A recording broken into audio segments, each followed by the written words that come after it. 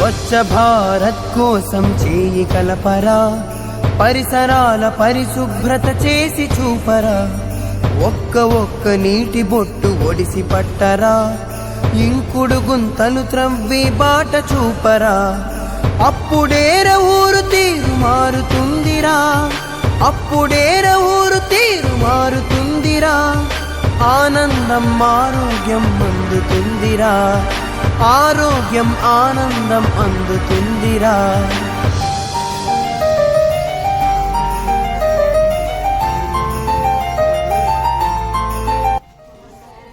ముఖ్యంగా స్వచ్ఛ భారత్ అంటే ఒక అడుగు ముందుకు. మనం ఎంత సంపాదించినది గొప్ప విషయం కాదు, మన కాలనీలో ఎంత పరిశుభ్రత ఉంది అన్నది చాలా గొప్ప విషయం.